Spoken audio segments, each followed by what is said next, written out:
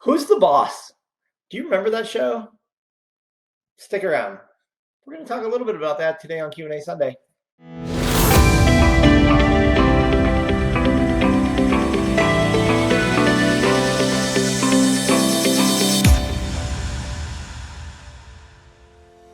Okay, so we're not talking about Tony Danza and Angela. I don't remember who played Angela, but then you had Alyssa Milano. Woo, man, back in the day, had the poster of her up on the wall. I know all the guys who are my age, you did too. Don't deny it. But anyway, we're not talking about Who's the Boss. We're not talking about any of that. But what we're talking about on today's episode of Q&A Sunday is who's in control of the transaction.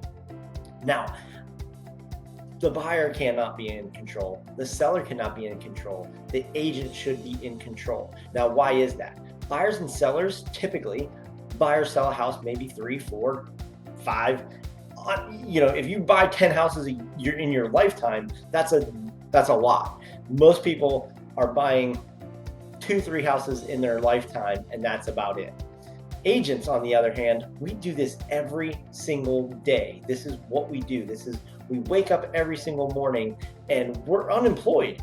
We need to find a house to sell. So we need to be able to take control of the transaction. And if your agent is not taking control and they're letting you take control, that is a recipe for disaster, and you need to abort mission, find another agent, and I'm not saying reach out to me or someone on my team. I mean, yes, obviously that's what would be great, but I'm just talking about in general. And really, this is agent to agent speaking. You need to make sure that your clients know what's best, and you need to guide them. We've seen too many times where bad advice has led to a client, not like somebody else's client, not getting one of our listings. It just happened.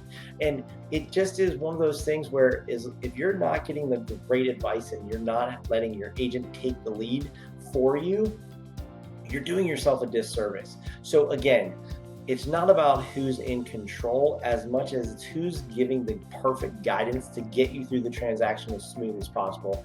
Our team does a fantastic job of that, and anyone who's in the business that's doing a lot of transactions is going to be able to do that for you, and that's really what you want, because when you're buying the largest asset you likely own, you want somebody to be able to guide you every single step of the way and get you through this transaction as smooth and easily as possible. So we had a little bit of fun at the beginning of this with Who's the Boss, but what you really need to know is that you need to let the agent take the lead and follow their advice, whether you're a buyer or a seller. That's the best advice I can give you. I hope you enjoyed this episode of Q&A Sunday.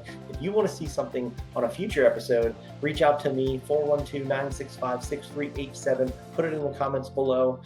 Again, it's always good to talk to you, but today I wanted to step back and just let you know, as clients that are out there, you need to make sure you're letting your agent do their job and make sure they're giving you the good guidance that they need. And if you're not getting good guidance, you need to find somebody who's going to. All right, have a great Sunday. We'll talk to you soon.